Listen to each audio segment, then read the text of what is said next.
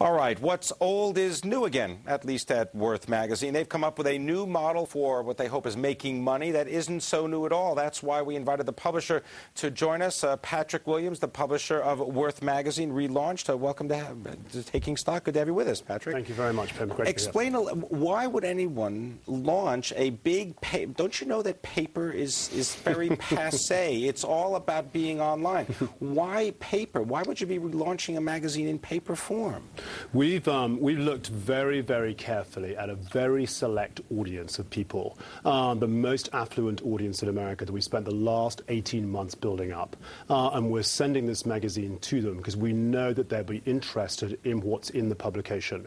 What's happened in the markets and across the economy across the last 12 months, it's probably the first and most dangerous time for this audience, America's richest, over the last probably 80 years. And they are nervous. They want to be able to get out there. And there's nowhere really for them to go which really speaks to them. So this publication, and we know that these people are interested in the print format because one of the things that we've researched is that they read other business and financial publications. I see. So in a sense, because they've already qualified on one level of enjoying print publications, the idea being that they're going to enjoy another one. What is this whole idea coming from? Is it coming from really using information technology in a better, more efficient way to actually sort of jumpstart the publishing business? Is it about technology? Well, the main thing that's about technology is finding the information of the right people to be able to send the magazine to. The list, right? Finding the right list of people. Mm-hmm. That's where we're using the information technology section, and that's and what we've done is we've built this amazing audience,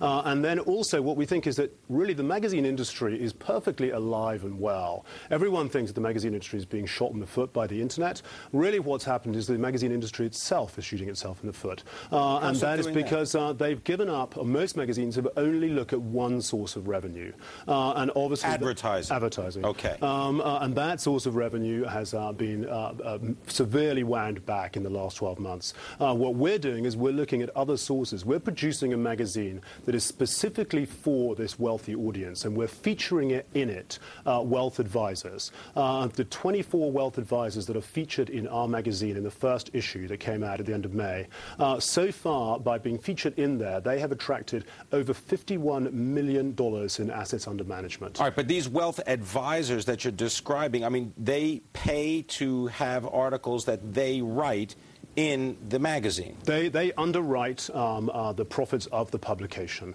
So we have a commercial relationship with them, but we vet every single one of them through a company called the Paladin Registry in order to be able to make sure that we can put our hands on our hearts and tell our audience that these people are qualified and that you can do business with them.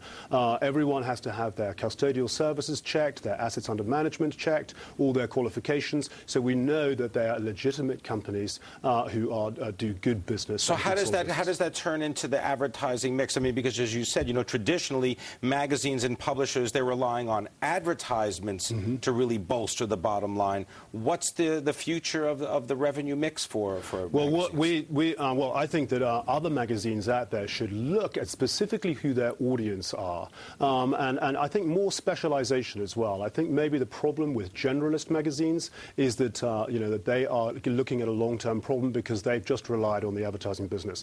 Outside of this country, circulation to a decent publication or a subscription to a decent publication will cost you, you know, over $100, $150 for a decent magazine on an annual basis. You know, here it's, you know, probably $1 an issue if you subscribe.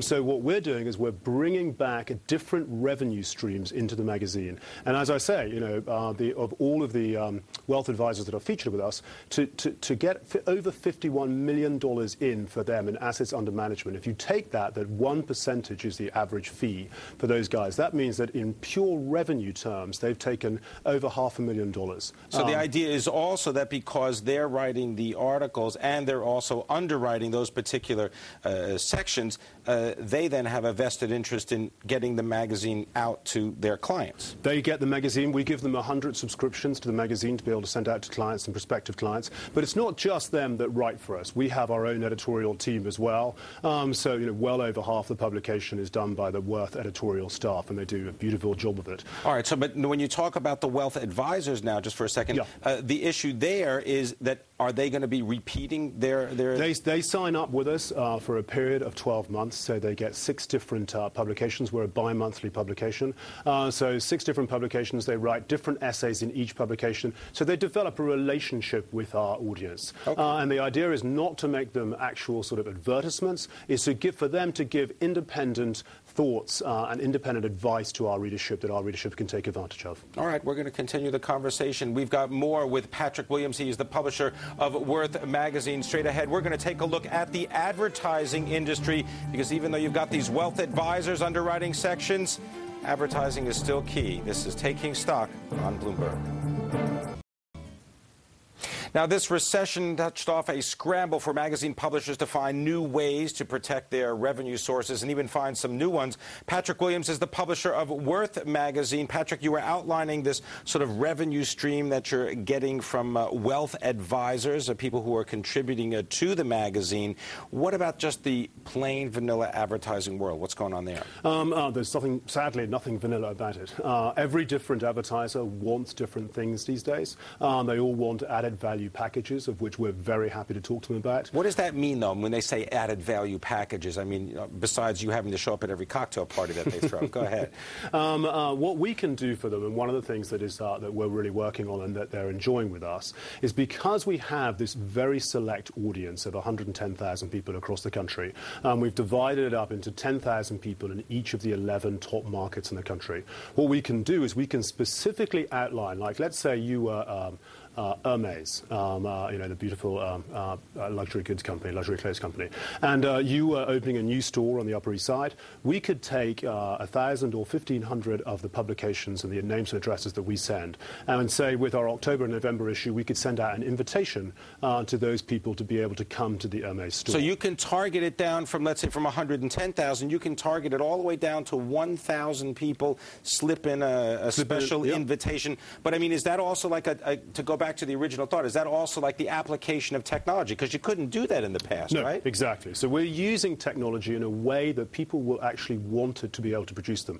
People still appreciate a beautiful publication. You know, we've specifically gone with a non-coated vellum finished paper, which to you and me is a kind of matte paper, with a very thick, heavy gloss cover, so that the publication looks more like a book journal and really is something that people will want to keep around. Our bi-monthly publishing schedules, so 6 times a year, means that people will actually, they feel pressure to read the publication. It's an enjoyable read. So just let me ask you, though, because you talk about it being like book size or book feel. What is it? Is it priced like a book? It's thank you for bringing that up. It's priced at you can't subscribe to this magazine. You either are on our list of very exclusive people to be able to receive it, or you pay $18.95 plus tax at the newsstand. We want to be $18.95 for one issue. One issue. That's and you can't subscribe. Plus tax, we want to be known as the $20 magazine, which makes us the most expensive magazine in America on regular newsstands. Well, I guess during an economic downturn, I guess that's at least one sobriet that you can claim all by yourself. Let me just ask you, what's the projection? How long do you want to keep going before you're willing to say, okay, no more, we got to be cash flow positive, we got to start making some money? What, about 3 years? No. We expect to be in full profit by about halfway through next year. Halfway through next year, so we should be about a year into publishing by the time we get into full profit. And just one point on the circulation front, even though we are $20, Hudson News has phoned us and asked us if they would, if we could go nationwide with them because they're selling so many copies. All right. I want to thank you very much. Best of luck to you. Thank you very much, Patrick Williams, the publisher of Worth magazine.